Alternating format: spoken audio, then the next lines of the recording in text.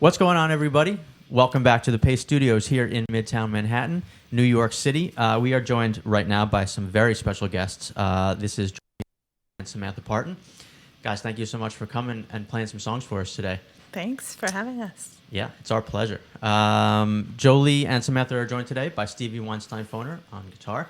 What's going on, man? So you guys have this this record out, just came out in September. It's called Wildflower Blues, and we're really excited to hear some songs from that today. Tell me a little bit about the first one you're going to do for us. Jolie?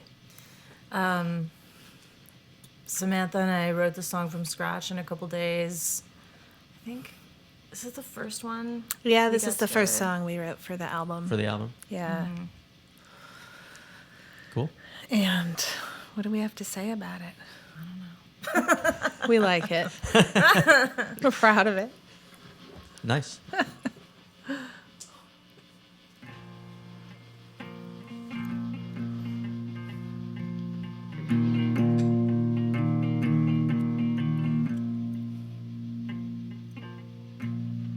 Well, you know, I know you know I'm in love with you. And you know, I know you know that my love is true. But you are where I made down with all these foolish things. And you are the hard man to live with each and every day. But I need you to make it up to me. Oh, come on and make it up to me.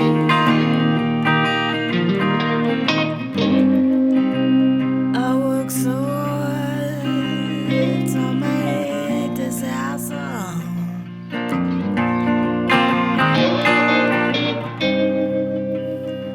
Lately you've been knocked down like you would rather live alone. That's the way it is. Well, you can't just go on and be free. But if you love me, you gotta taste me. I need you to make it up to me. I know that you can find a way. Oh, make it up to me. I know that you can find a way. Oh, make it up to me.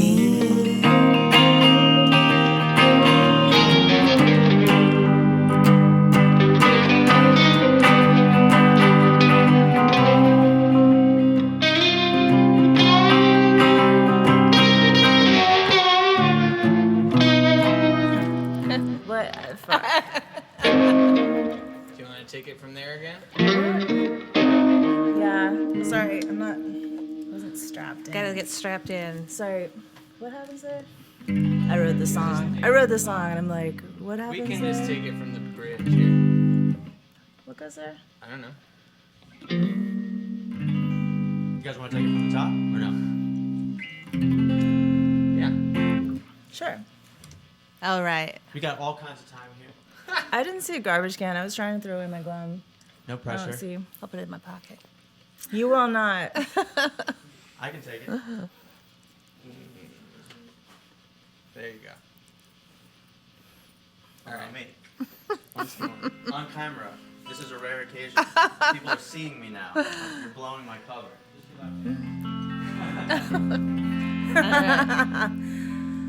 Cool. Let's go. Stevie, What's up? we're waiting for you. They're taking from the top. I know, we're waiting for you to stop tuning. Ready? Make it up to me, take 2.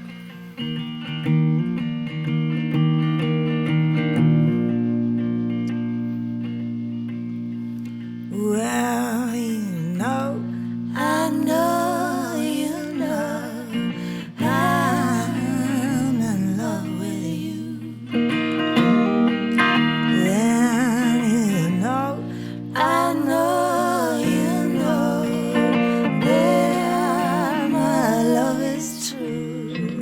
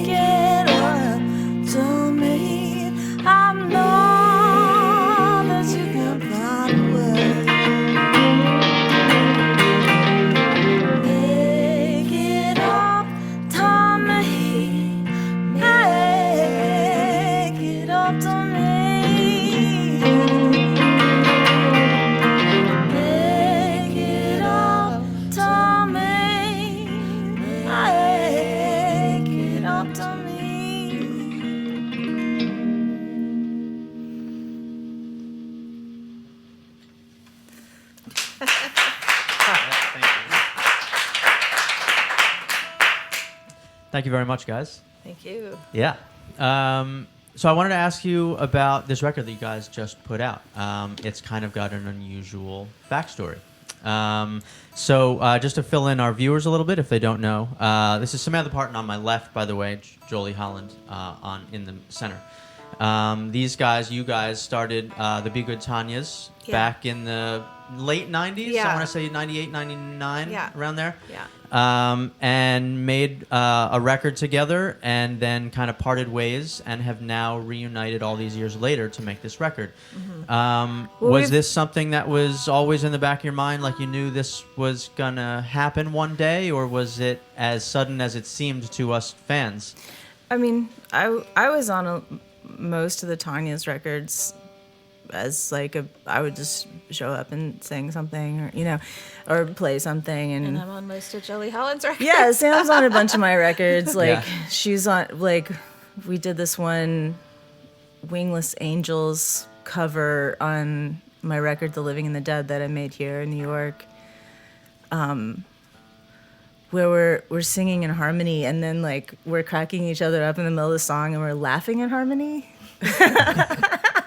That is chemistry, when you're laughing in harmony, right? It's so nice. Actually, I also want to mention that Jolie and I we lived in New York at the same time, and we started this little sort of choir together that we called the Devil's Questions. As far as I was concerned, it never had a name. That it wasn't called that. In my mind, it was the Devil's Questions, and it was a little singing group of like a dozen people, and so we've had these little things all along the way, but we've never really done anything official. And it was pretty out of the blue. Yeah. For me, I was certainly like in a very different space Right. at the time that Jolie called me, and not really didn't have a lot going on. Right, you had been sort of out of commission for a little bit after some physical ailments. Yeah, I was in a car accident, and then another one, and then I had a surgery for a brain aneurysm that they discovered through the whole process of, the car accident exams and things like that. Yeah, amazing. And then I had some ongoing kind of issues that I don't know. I was like kind of drowning in this weird world of health problems. Yeah, Not and- knowing how I would get back out into music.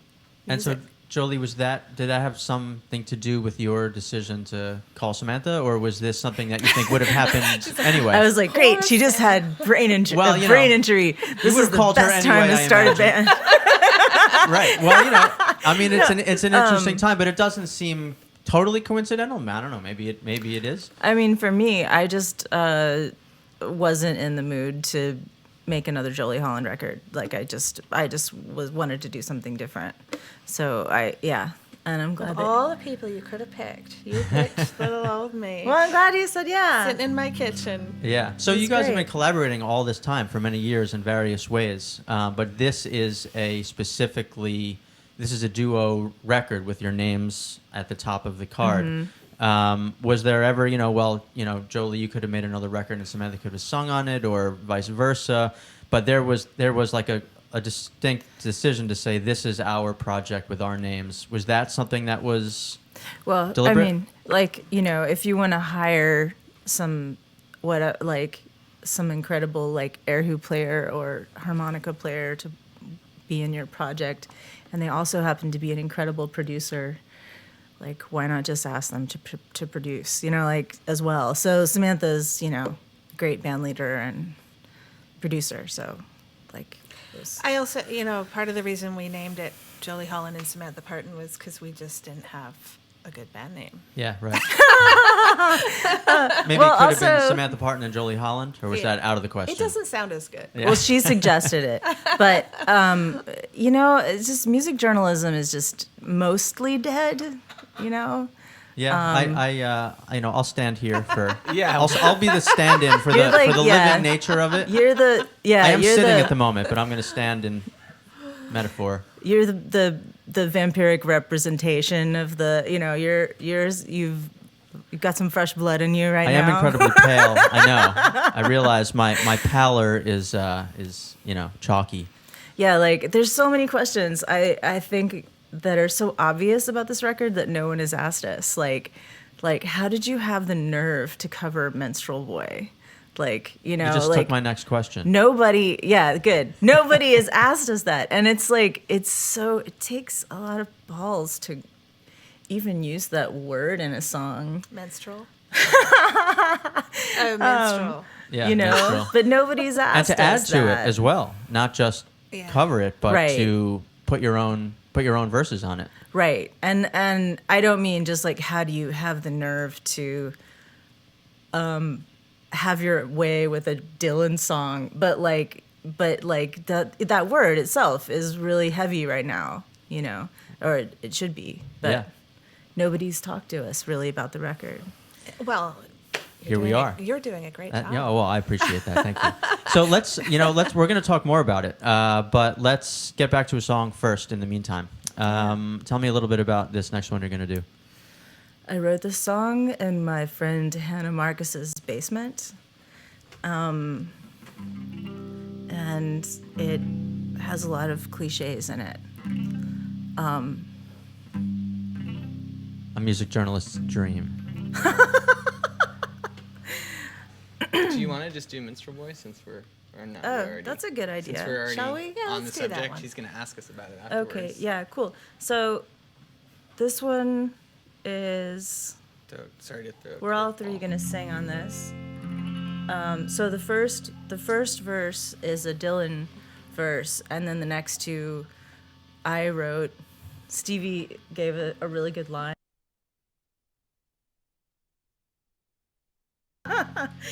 Although I think I was going to write it, but you just said it. It's so obviously good. It's just sitting too there. Obvious. You wouldn't. Right, you done wrote something down what more she was upbeat. already thinking, clearly. Well, who provided the book of Blake poetry? That's the real question here. Yeah, we were all there. We were all there. Yeah, so the second verse that I wrote is about Stephen Jesse Bernstein, who's one of my favorite recently deceased poets, and then the last one is about Blake.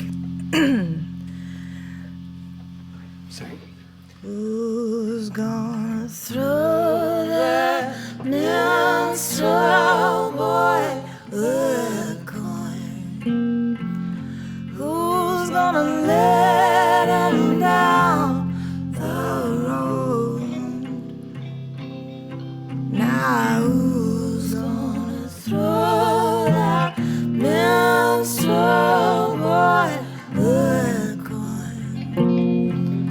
Who's gonna let him down easy to see his soul?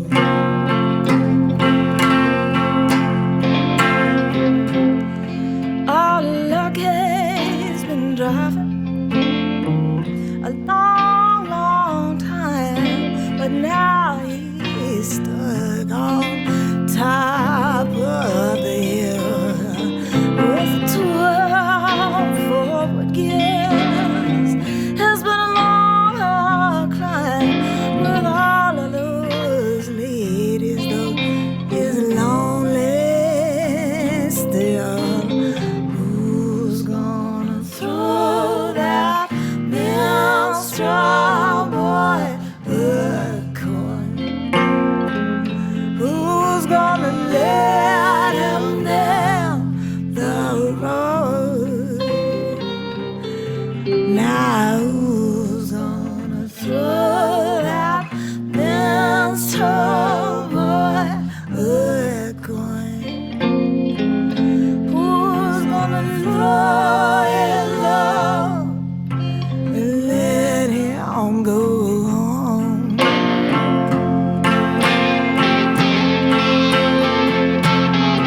Our just has been gone now more than 20 years, but I think I see him coming over that tall trestle bridge. Oh, just say, my brother, how can I be true with your big dark frames and your fingers tattooed? Who's gonna throw that minstrel boy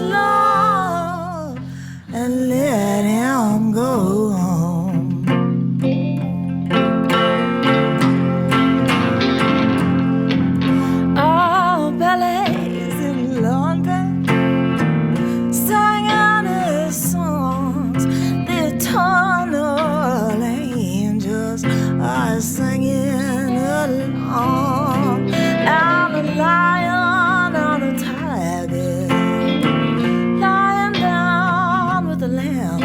I'm gonna meet you next year in Jerusalem. Who's gonna throw that minstrel boy a coin? Who's gonna let him down the road? Now who's gonna throw that minstrel boy a coin? Who's gonna let him down easy to save his soul? Who's gonna let him down easy to save his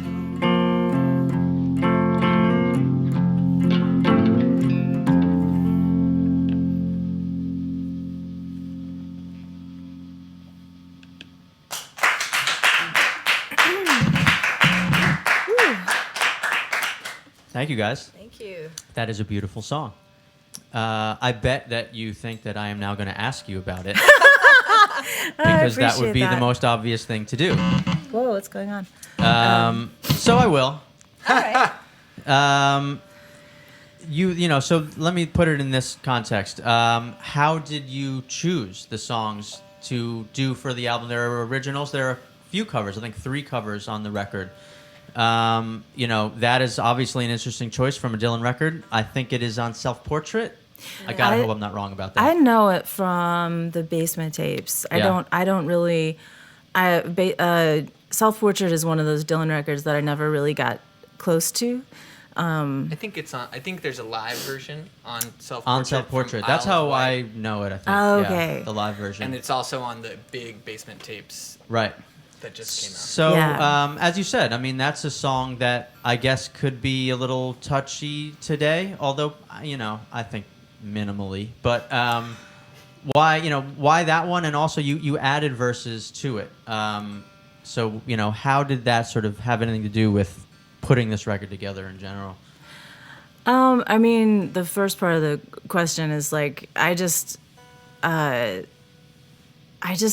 it sounded great when I heard it on the Basement tapes, you know, because it's just so.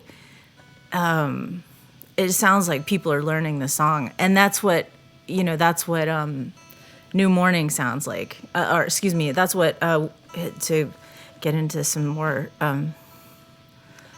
sticky territory. That's what Went to See the Gypsy sounds like too. It sounds like if you listen to it on a really good system, you're like, wow, that drummer is learning the song. You know, it just sounds like everybody's just holding on for, you know. So and I love that feeling, you know, in music, just of something that sounds really fresh. So, but there's just the bare sentiment of the song without like the weight of the history behind minstrelsy. It's like the point of that song basically is it's like, how do you get paid, you know? Yeah. That's the first question of that song is like, how do you get fucking paid? And then so there's that. And then you know this writer Nick Toshis? Yeah. Did you read Where Dead Voices Gather? Yeah, I mean, Isn't it amazing? Speaking of music journalism, right? He is a totem, a figurehead. Yeah. Yeah, we are all, you know, looking up to Nick Toshis and Chris Gow and Lester Bangs and all those guys. Totally. I met Nick Toshis recently. It was super heavy, and he was so sweet. And he was so a good, felt like a good old friend at the end. And he like walked me to my subway stop, and he was so nice. And we talked about how much we love Michael Hurley. But yeah, people don't talk about how American music is basically all minstrelsy, you know, like and to one degree or another. Yeah. We're talking about it right now. Yeah, but people don't acknowledge it, or like it's interesting to hear the when it was more simple, like they kind of they're like, oh, these guys sound real, Ethiopian or whatever, but and then the whole thing about like how do you get paid. There's this, I remember reading this essay from Tennessee Williams where he sat down next to a poet at a dinner party, and they said they were a poet, and he was like, how on earth do you get paid? I mean, Tennessee Williams was hustling, and he was very successful. Yeah. Was that like an alternate title for the record, maybe? How the hell do you get paid? Yeah. No. No. But so anyway, so that's why I had those two poets in there. Right. Stephen Bernstein and William Blake. Yeah, Stephen Jesse Bernstein. Right. And Stephen Jesse Bernstein. we always go see the Blake's grave when we go to London. And Blake and his wife are like blues singers. They have an unmarked grave. Like they were just completely poor. Should we play another song? Yeah, you guys got one more? From Yeah. Wildflower Blues? Yeah. Do you want Do to you want to play that one? Do you want to do Wildflower Blues or Abiding My Time? We could do. Let's do Wildflower Blues. Okay. We do Biding My Time. The title track. Yeah. Is it right here? 3. Yeah. Okay. Do you want to tune it for you? I'll do it. All right. Thanks. So, just having a little bit of an issue here with this. Could be the cable. I heard that before there was such a thing as minstrelsy here in the States, that what popularized romantic music was Sufis wandering across Europe. Did you know about that? No, I need tell. I needed to learn more about it, but it's a fascinating history. Like, yeah, so the original minstrels were There were the Spanish Muslim mystics. trovadores, Uh-huh. right? Which is where we get the word troubadour, who were like poets and musicians. That I can't remember if that's the right word. And started, romantic music or whatever, made romantic music popular.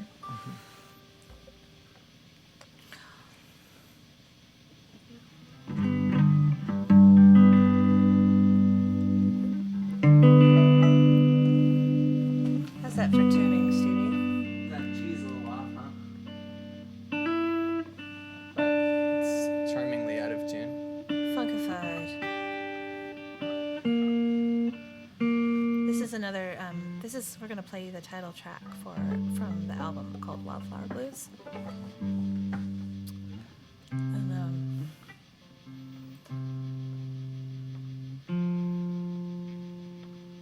this might have been the second song we wrote for the album.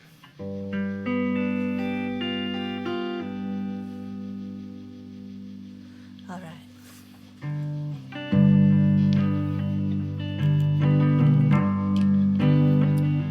See if I can keep from falling off the stool.